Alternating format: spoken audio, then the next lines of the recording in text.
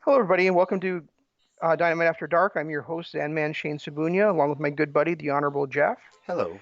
And this is your AEW Dynamite Instant Reaction Show here on LOP Radio on YouTube.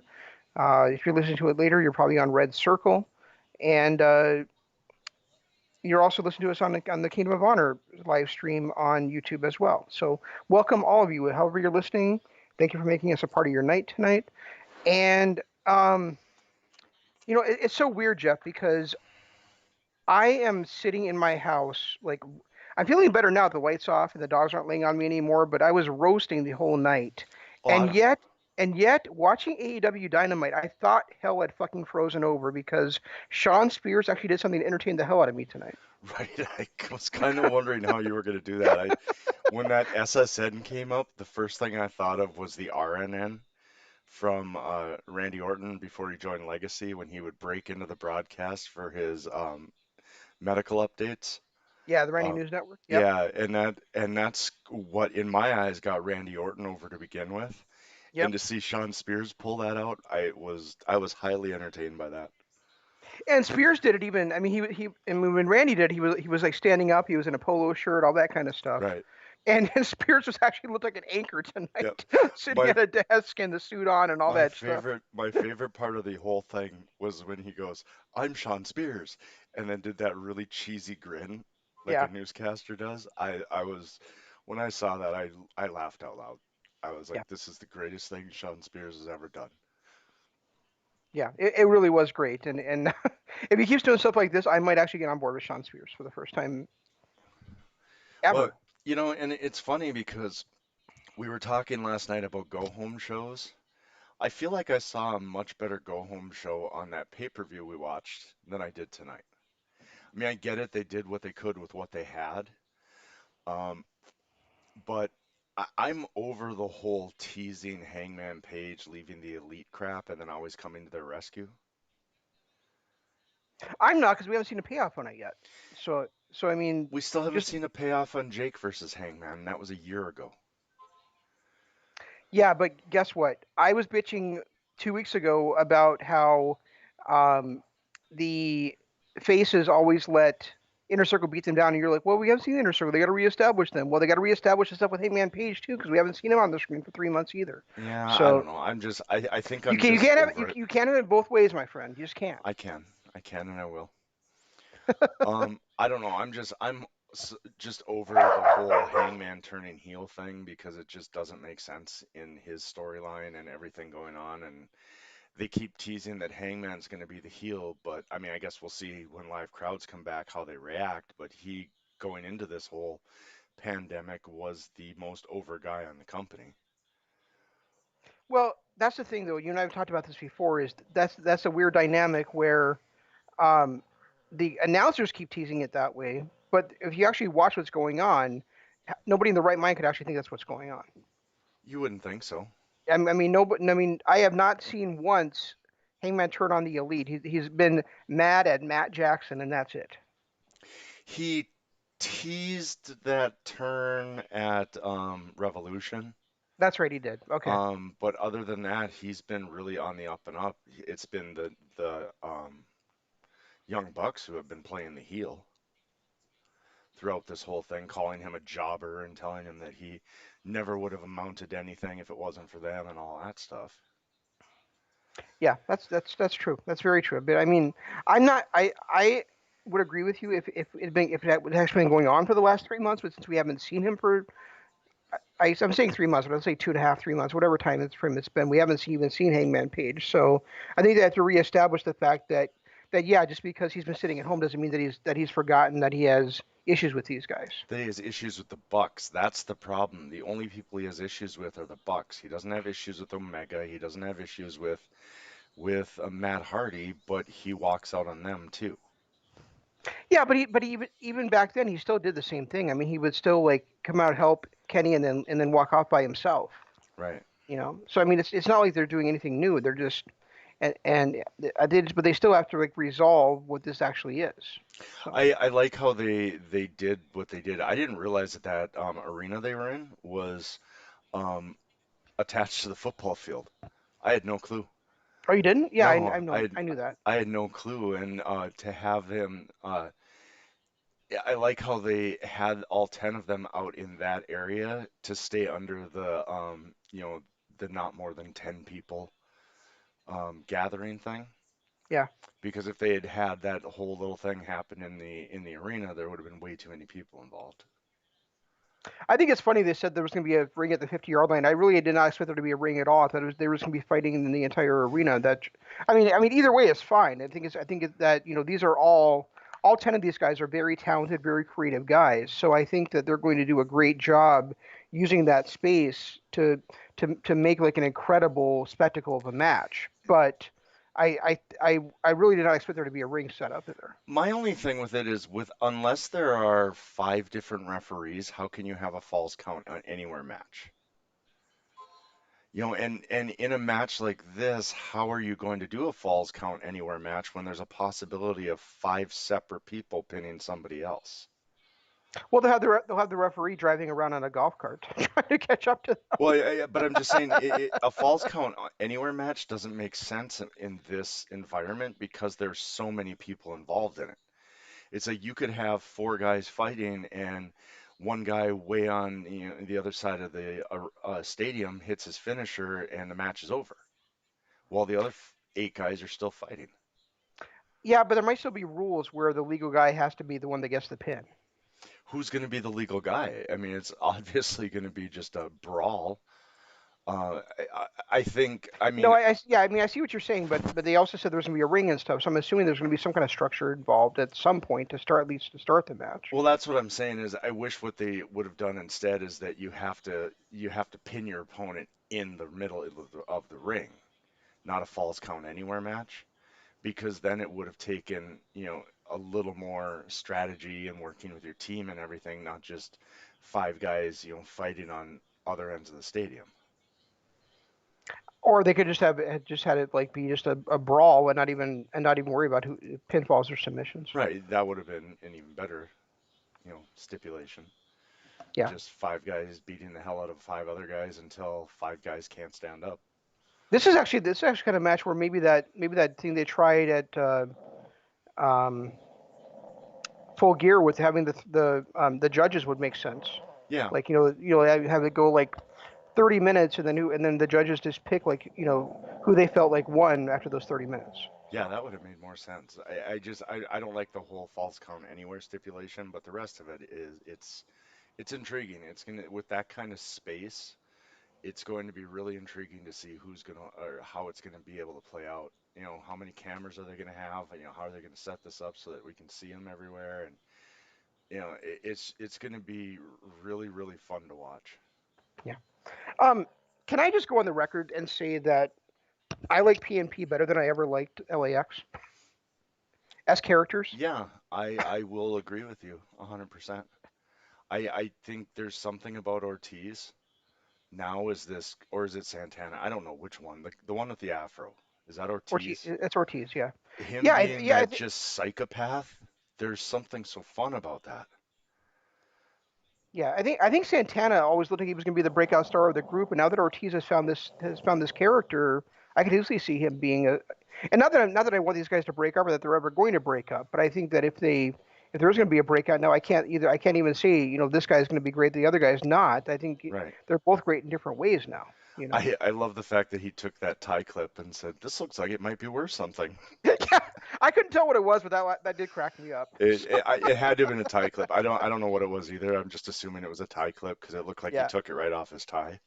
yeah, But that kind of made me laugh too. I was a little bit concerned how they were going to pay that off when we got to the main event and the because they threatened the elite right away from the beginning, right away at the beginning of the night. right. Um, I do like how they just don't even acknowledge that Cody was originally part of the elite and supposed to be in that match.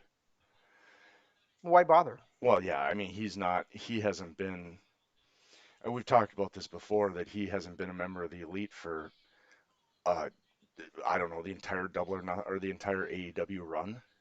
He's Hmm. always kind of gone and done his own thing. Right. Um, and and then and and, and, and I'm glad they're setting it this way also because you and I had talked before about how we felt like Blood and Gust was not the right fit for this group. You No, know that they were already building other things that would have fit better in Blood and Gust than this would have. So right. And now this seems to be fitting well, it does, and they can say Blood and Gust now for something else they can build up over a longer amount of time that would actually make sense. like You know, Moxley in a team against Dark Order. yeah, or even like Devil's Triangle, Jimmy Havoc and Kip Oh, Sabian against yeah Death Death Triangle Triangle, against best friends, uh, and best friends in SCU or something. what the uh, Hell, they can even do women's. The women once again stole the show tonight. I oh, have I to think say. so. I think they had the best match of the night. I mean, I really this was if Sammy's not going to be his high flying athletic ability, this is the Sammy I want. I don't want that comedic Sammy that we got a few weeks back, Hmm. where they're making bets and all this crap. I felt like Sammy, this might have been one of his better performances. Maybe not his best match. I mean, Matt Hardy looks amazing. He looks like he's in the best shape of his life. And I hate when announcers say that, about older guys and everything, but he really does. He looks like he's wrestling better than I've seen him wrestle since before he went to TNA. But Sammy, to be able to do the match that he did and actually tell the story that he did, really impressed me.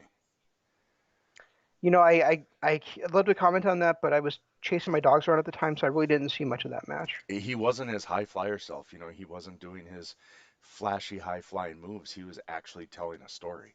Matt was attacking his arms and his hands, and he was selling for Matt. It was, I think it might have been his best performance that I've seen, even if it wasn't his best match. Gotcha. Um, yeah, but I just thought the women were great again. I was, we were having this like debate. I don't know if you saw it on Twitter, but Ryan was telling me like, TNA is, or AEW needs to sign Tessa and needs to sign Sasha Banks, and I'm like, I've said it no, before, and I'm no. like, no, I really like AEW's where they're building up that women's division. I mean, yeah, for a while they were slacking off on it, but now I think it's really dynamic, and I think this is now the third week in a row they've had the best match on the card. And what we talked about last week about how, Sheeta not getting the upper hand on Nyla Rose, Hmm. actually getting the upper hand tonight puts a little bit of doubt. Now, granted, she got her ass beat in the match, and it took her and Statlander and a table to get Nia down, but at least now there's a little bit of, hey, I got you down once, I can do it again. Yeah. It was a little confidence builder that we never got before, and it was a nice change of pace. I don't think we've since Nia Rose has been or Nyla Rose, I'm sorry, has been in AEW, I don't think I've ever seen her have somebody get the better of her. No, and that was a great suplex too. Oh, it was. And like I said, granted, she had to have help from Statlander, she had to have the table and everything, but the fact that we actually saw somebody get a one up on Nyla was really refreshing. Well, Jeff, it's wrestling 101. If you set up a table, you're going to go through it. So, Well, yeah, especially if you're the heel that sets up the table. yeah. I mean, that's just common knowledge. Yeah, exactly. But I don't know. I was pleased with that. That was one of those moments where I was like, okay, they got it. They got this right. Yeah, absolutely. And now if Sheeta doesn't win the title, then at least she did get her moment against Nyla. So Well, yeah. yeah, and I mean, she's not going to win the title. Don't make me cry. It's they're trying to build Nyla back up to be the monster and everything, and she's got to go through the babyface opponents before somebody finally beats her. And I don't know that it's really Sheeta's time, considering we just had a title change. It's like as much as I want to see Brody Lee take the title, I think unfortunately we're in the same position where, with Mox just winning it, they're not going to pull it. They're not going to take it off him yet. It might feel like we just had a title change, but actually Nyla won it a month before Revolution. So it's actually Oh, been wow. like 4 months that she's been the champion. Holy crap. Maybe it's Just because of the quarantine and we haven't seen it yeah, on TV. It doesn't feel like that, but wow, yeah. I yeah, know. you're I know. right. That's what I mean. It feels like that, but she's actually the longest reigning women's champion now. Oh, wow. Yeah. I guess I Just didn't, yeah, I didn't realize that. Just and so are and same thing with Hangman Page and Kenny Omega. They're not the longest reigning tag team champions. So Yeah, and I don't know. I'm still sticking oh with and my and and fact. and and I, and I will make this prediction right now. Whoever wins between Cody and Lance Archer at uh, Double or Nothing will at that moment be the longest reigning TNT champion. I hate you.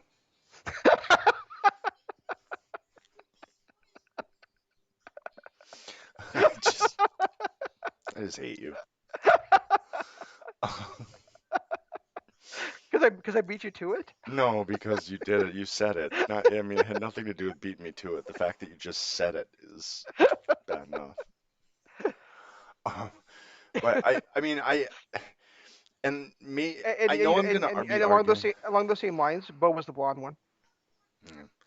Um, I know that I'm going to disagree with 99% of the nostalgic wrestling fans out there, but man, I was so disappointed in that uh, promo between Arn and Jake.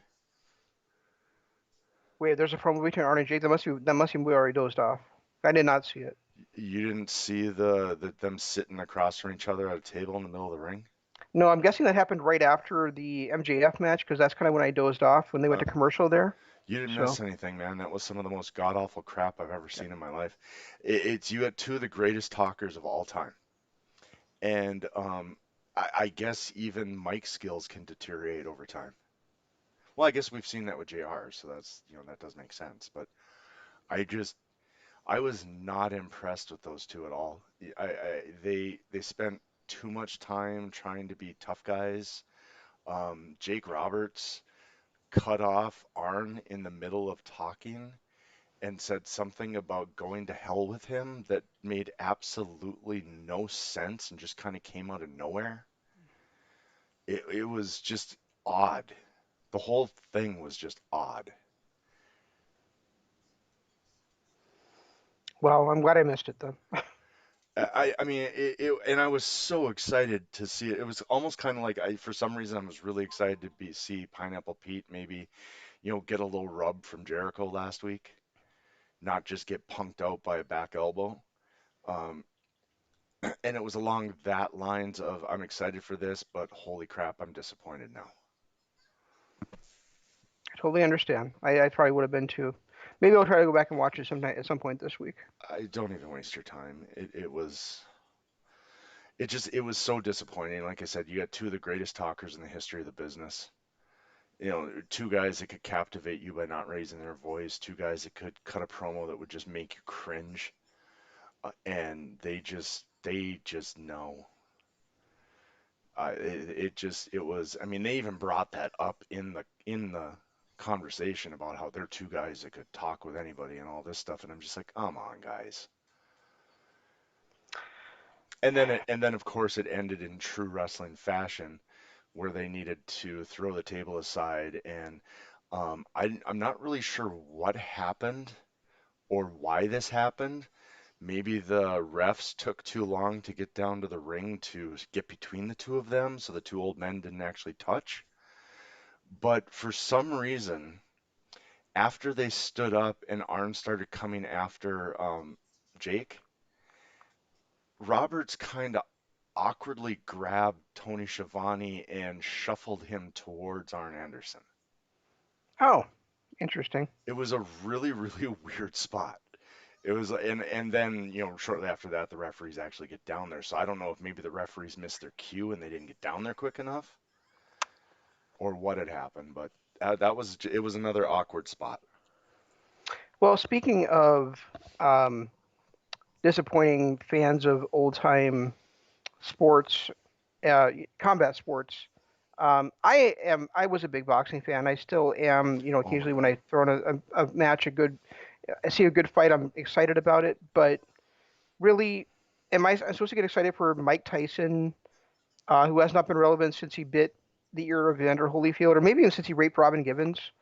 And I'm supposed to Well, be I excited mean, about him showing up on AEW Dynamite on AEW's Double or Nothing to present a title I don't care about to either Cody or Lance Archer. I mean, what the fuck would I why would I care about that? And B, why is Jim Ross creaming his pants about it?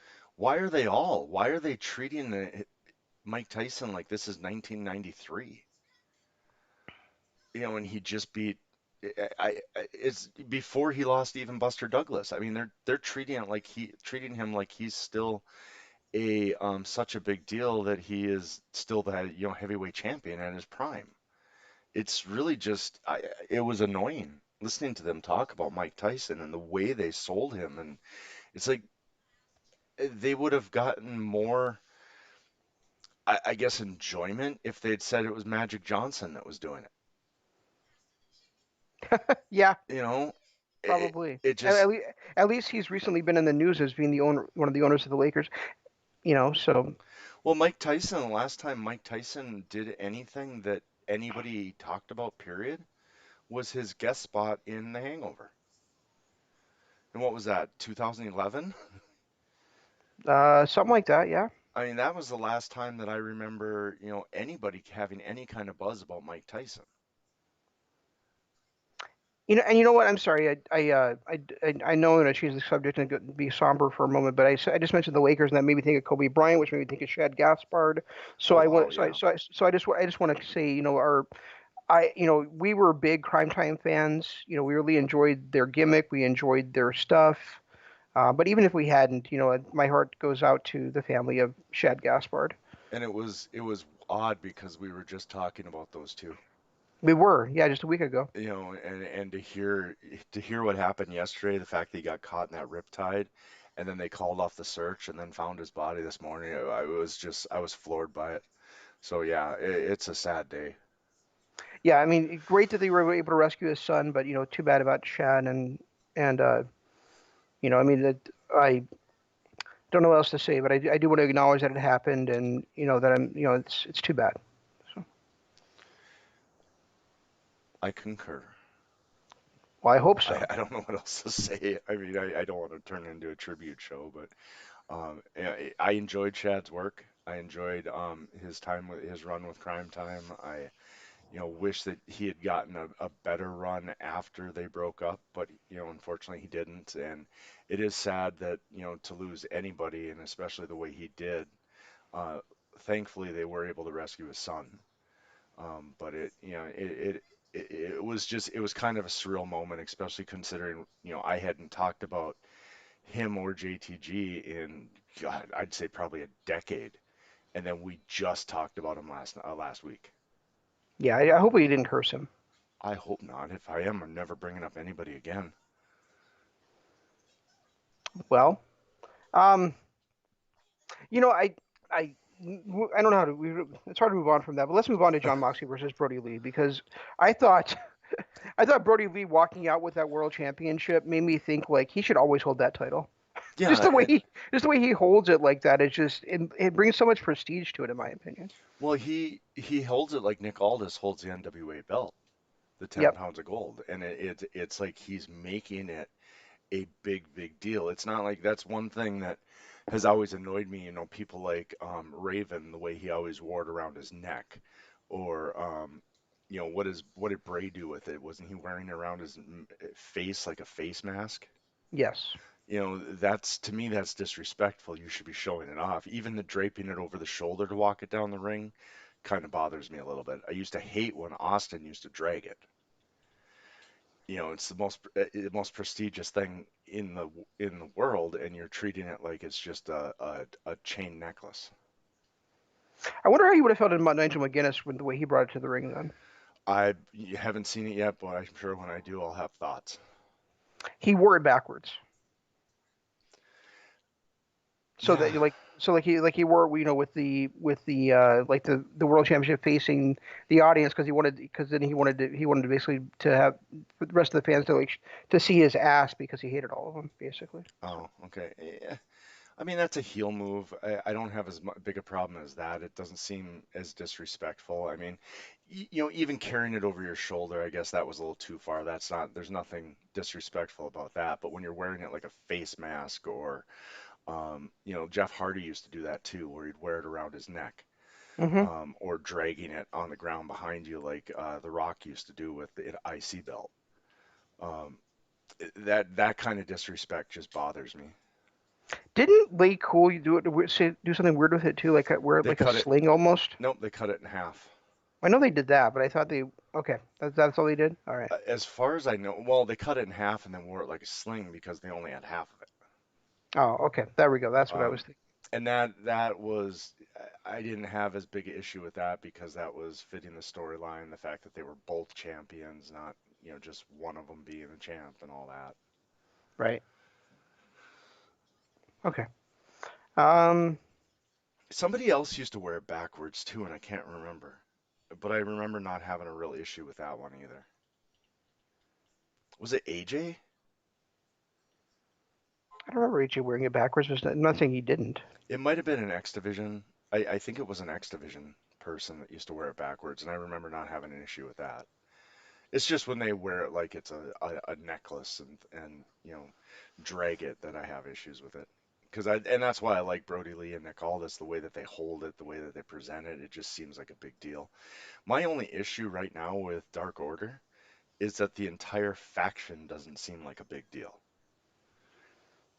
Yeah, that's It true. it's Brody Lee, it's a tag team we haven't seen in 3 months, and then it's a bunch of masked guys that are just kind of running around behind everybody. Yeah, and that's why Brady Lee almost has to win the championship this weekend just to make them seem like a bigger deal than they actually have been so far. Well, yeah, that and they'll have to bring in some actual names. Like Like the recruit. Revolt. No, well, you know what? No, because they've already got their tag team. Do they? Because they haven't been around in months. They're trapped in Canada, I think. But man, that would be a good fit with Brody Lee. But I can't see them being minions to Brody Lee. That's the only problem. With the way the Dark Order is set up, it's him and his minions. I really enjoyed their podcast with Chris Jericho, by the way. The Revolt, yeah, I Yeah, thought it was a lot of fun, and I liked the Brody Lee one too. yeah, me too. So, do we give predictions for this Saturday or I don't want to because I mean, predictions are one thing. What I want to happen is completely different. okay? It's like I really want and think Brody Lee should win the title, but I have a feeling that they're not gonna pull it off Moxley. Do you feel the same way I do about the TNT championship that you just don't care who wins? No, I want Lance Archer to win it. Okay, well I don't care about I the title at all. So I I don't want think I Lance don't think I Archer. don't I don't think it should exist. I don't care about it. I just don't want it around. I So agree. I don't think it should exist, and if it is going to exist, it should not be on a pay-per-view. The title should be defended on TNT. It's the TNT belt for Christ's sake. But exactly. if they're going to have And it, and you, go ahead. I think if they're going to have it and set it up the way it is, Archer has to win it, or you take all credibility away from everything you've done for Archer since his debut. And it also makes Cody's loss to Chris Jericho mean nothing because he just found a workaround to get a champion to get a singles championship in the company. Right, exactly. Here I can't win that belt, so I'm just going to create another one. Exactly.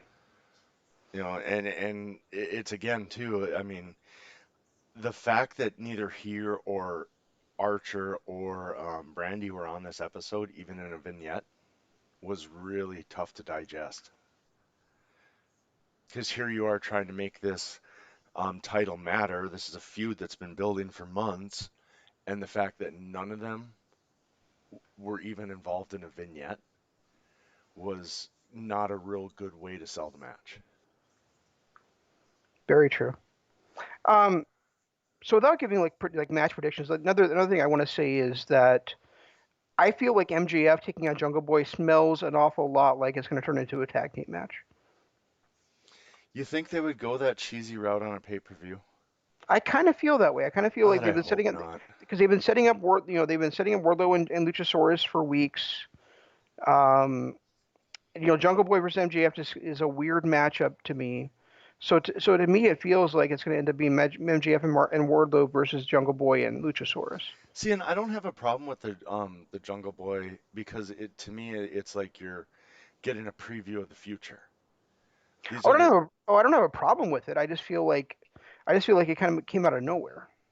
but they don't have really any tag matches on this card, do they? The only tag match they have on the card is the pre-show match between Private Party and Best Friends, and whoever wins that is considered the number one contenders. Because the tag champs are in the the that brawl at the end. Right. Um, the Bucks are in that brawl at the end. The SCU and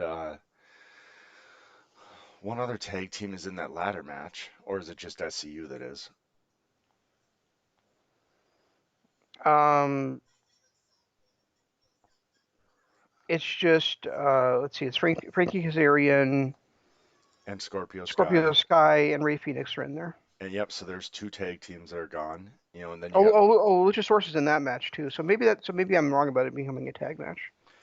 I wonder if this is going to be the crowning moment for Luchasaurus. Are they going to pull their their whole Money in the Bank ladder match and throw it on an up and comer, or is it going to end up being Darby Allin and they keep pushing that train? No, it's gonna be Scorpio Sky. I hope not. I hope not too, but I think the way they've been pushing him, the way that the Dark Order's been going through, been going against SCU, and I think that if Scorpio Sky winning here and becoming the number one contender, and then taking on a newly crowned Brody Lee for the championship makes sense. Yeah, it does make sense, and Luchasaurus against anybody makes sense. I think Darby Allin is the only one that would cloud it for me, because I think he it wouldn't be a heel versus face booking or anything like that, because Darby Allin's not a he just fights anybody. He doesn't care. Um, but I think there's more to the Darby Allin Taz story that I don't think they're going to pull it out. They're going to put it on him yet. They're going to let him win that because I think they're in the middle of kind of breaking Darby down Hmm. to build him back up because he's had so many chances now. And I think it just feels to me like with this whole Taz thing that they're breaking him down a little bit to build him back up again. Yeah. Now, if you ask me, like, first of all, there's one more person that we don't even know who it is yet. So I mean, that could certainly be the crowding person as well. But to me, like, looking at the list of guys that are actually in there right now, my number one choice would be Luchasaurus. My number two choice would be Ray Phoenix. But I don't think that either one of those guys is actually going to win it. I wonder because I'll be happy they do though. I've heard rumbles about Zack Ryder, so Ugh, I wonder if it might be Zack Ryder as the ninth guy. ugh. I have a feeling it's one of the WWF cast-offs. I don't hate Zack Ryder. I just don't really think he belongs in AEW. I don't think they need him. So I don't either. In fact, I was reading somewhere about how the Revolt and EC3 are going, kind of doing stuff together, making it sound like they're going to be a faction. that's a So, weird faction. to have it like maybe EC3 debut there, and I don't then know if I don't think I like the ECW. I don't think I like those three as a faction. I really like the Revolt as the Revolt by themselves. yeah, I do too. I think they belong by themselves. But it all depends on how we're going to book them. If we're going to book them as faces, which they should be, um, then I think them as a standalone tag team works out well. If they're going to book them as heels, right now there's two heel factions that they're trying to make noise with, and only one Wait. of them. You said you listened to the podcast. They were talking about how they love being heels. They were talking about how they don't like taking the getting the shine. They like giving the shine to other people. So Well, yeah, because they're actual wrestlers. I know, but they were talking about how they enjoy being a heel But and I putting just over the baby. I have this unfortunate feeling that they're not going to be able to debut as heels, just because I don't think the crowd will let them. Well, the crowd didn't let the Lucha Brothers or let PNP do that either, but they're still heels. Yeah, that's true. All right, you got me there. And they may not even come in there at all. They talked about how much they wanted to face the North. They talked about wrestling for in the NWA. So who knows? I mean, they're really. I don't think their future is set in stone yet. Regard regardless of what happens with them, I think that the debut is going to be in whoever the debut is going to be in that ladder match, and it's either going to be, in my opinion, it's either going to be EC3 or Ryder, Zack Ryder. Okay, well, I would neither. I would want neither one of them to win it then. Well, I don't want either one of them to win it either. I just I think that it's going to be they're the ones that are going to debut, one of those two. I think, and I think that a great way for them to push, and honestly, like as a someone who's ambivalent about Scorpio Sky, I think that a great way to like make him even to if they really want to build him up and make him over, I think a great way to do that would be for him to be the ninth guy coming in. He's about to come into the ring, and somebody pulls that belt on before the contract down before he gets a chance to. Yeah, they did bring up that stipulation. Yeah, And that and I and was I and I that's think kind of a cool stipulation that I didn't, that I've never really heard before because it's always got to be, oh, everyone's in there before it comes into play. And it was nice to hear that, the first two guys, one of them could get it. right. They definitely could, but I just thought that would be like they were trying to because they've been trying to push Scorpio Sky to the moon for months. So, I mean, and they kind of cooled down on that now. I realize, but still, I mean, I think that'd be a great way and even Darby Allin that would work really well for. It's like I didn't even get a chance at that chance. I didn't even get a chance. I didn't even get out there. And that would continue the Darby Allin breakdown story. Yeah, yeah. You know, So that would be another way to continue that and push him even farther because then, he can feud with whoever won it. yeah. All right, Um, I like it. I like that idea. I like that thought. I gotta say, like, because I'm looking at this at the list of competitors here, and I remember like listening to it the last couple of times we've seen Orange Cassidy wrestle, and I love that he's announced as being from wherever, Wayne, Wang, whatever. whatever. Yeah. I'm really enjoying, and when I'm enjoying his matches too. He's a lot more um, in-ring talented than I was always thinking he would be. Yeah, and I love that slingshot spot in tonight's match. That Yep. was great. I like the way he took down Ray Phoenix with his hands in his pockets, and I Yeah, just I enjoy Orange Cassidy, and I never thought I would. yeah. And Phoenix continues to do things that amaze me. I don't remember exactly what it was. I think it was like yeah, no, that's what it was. It was like he stepped from the middle rope outside the ring, sprung up without touching any other rope, and hit that famouser on Orange Cassidy. That was amazing. That and the spot where he double stomped him in the back of the head. Yeah, That was like an impressive, holy crap, how'd you get control of your body that quickly to stop your momentum and drop down? yeah. And even that springboard sunset bomb was just I beautiful. just hope he's okay because at the end of Yeah, that, he landed flat on his back. right. And I texted you right away. I said, "Fuck, is he okay?" Well, that Because was Christian had a spot like that once where, he said the best way to land is, flat on your back, especially if you're going to miss something. And he scared the shit out of the Undertaker during a spot because the way he fell, it looked like he had died. I remember somebody did that at one of at the NWA 70th anniversary show last year too, where it looked like was it Sammy that did that? I think it was Sammy, wasn't it? No, I think it was that other guy that we hated, and now he's a big deal in NWA. Right. Can't think of his name right now, but yeah, it was yeah somebody like try and do like a 450 to the outside and completely missed Yeah, everything. and it was ugly. Yeah, not a 450, a 630 I should say.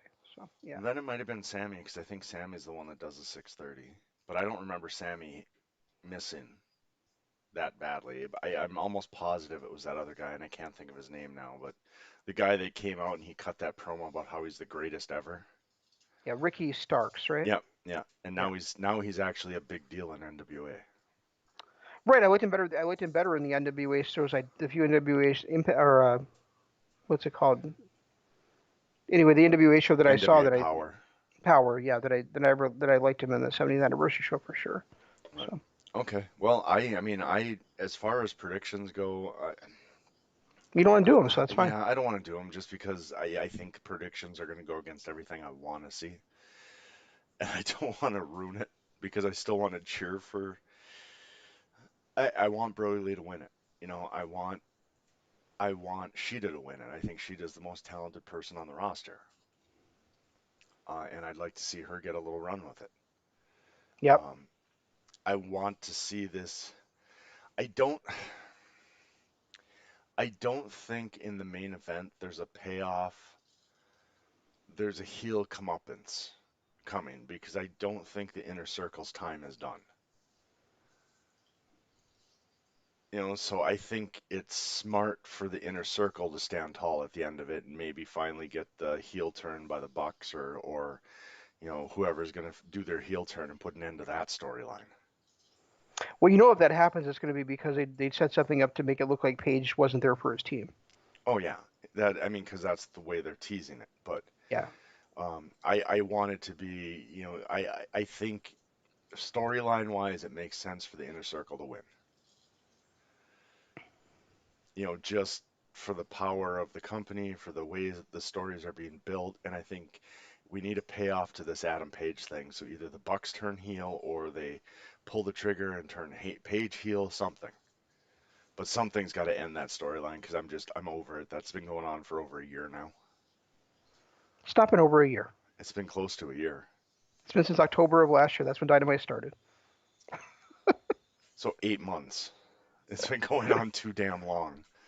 8 months, but three of them three of them Page wasn't even on television for. Oh, So but they made sure to bring relax, they made sure to relax. they made sure to bring up the dissension on every being the elite and on every impact. Or I'm sorry, every episode of Dynamite.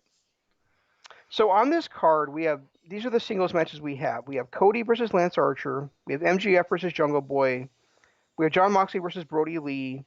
We have Dustin Rhodes versus Shawn Spears. And just to reiterate the point I made earlier in the show, the two I'm most excited about are Nyla Rose versus Hikaru Shida and Britt Baker versus Chris Statlander. I didn't realize they had two women's matches. I guess I didn't realize that Statlander match was on there. Yeah, so I mean I'm not, maybe it's just me, but I mean to me those are the two singles matches on the show I'm looking forward to the most. So I I kind of want to see the Lance Archer. I kind of, yeah, but then again too, there you get into a situation where the three top heels are the ones that I want to win. Just because I think it's better for the product overall, but then that's too much. They're never going to do that to the fans who are paying all this money to watch their favorites win. Ugh, the fact that Cody's a favorite just bugs me. yeah, me too. So I don't know. I mean, I hope Archer wins. I think I like to see Statlander win, although I know Britt Baker's going to because it's just her time. And, another way we could look at Cody being a heel in this situation is um, when Darby Allin came in, his first big match was against Cody. Cody was happy to face him. Right. When Sammy Guevara had his first big match one on one, it was with Cody, and Cody was happy to face him. Hmm. He was happy to face Shawn Spears one on one, but now a big guy comes in like Lance Archer, who's bigger than Cody, and Cody runs away and says, "Oh, he's got to earn it." Yeah. So Yeah. I mean, there's just everything Cody does lately is heel. It screams heel. So, yeah, but all I, right. I'm I just want to throw something else in there to fit the narrative that you and I are seeing with him. So you know, Guys, we got us on a couple different YouTube channels. Hopefully you're listening on one of them, and if you are, hit the like button, hit the subscribe button, ring the notification bell. Otherwise, please check out our Patreon page, patreon.com/Kingdom of Honor. Um, every show that we have ever done, with the exception of last week's Dynamite, or yeah, is on there. And I cannot get last week's Dynamite to give me a good audio. The fact that Shane kind of called midstream left the opening out, but I'll probably end up putting the little bit that I did get recorded off Skype on there so that at least we don't miss all of our shows. But everything that we've ever done is on patreon.com/Kingdom of Honor. Do us a favor, go ahead over there if you like the content. Donate a little bit to keep it going. And then, of course, our Twitter at RegiCoop is mine, at ZanmanLOP is his. Use the hashtag DAD and the hashtag KOH. That'll get you to find everything we do. and I will try to get tonight's and last night's shows uploaded onto Red Circle, which is where we now live for our podcasts. Make sure you stay tuned to the other LOP radio shows. So tomorrow night will be MCLOP Radio Adventure. On Friday is WWF The Legacy Series. On Saturday, which there should be a Aftershock for Double or Nothing. I don't know yet what's going on with me, so I'm not sure if I'll be able to join Imp for that, but Imp will be there for sure. And then we'll be back with you next Tuesday on Kingdom of Honor for what did we decide? Turning Point 2005? Yeah. Yeah, whatever the next one in the line is. And then on Wednesday for we're going to be doing a live play-by-play or commentary of Dynamite while we're also talking about Double or Nothing at the same time. So that's all we've got. We'll try to do better next time. This is Shane saying long days, pleasant nights, and Jeff saying Goodbye.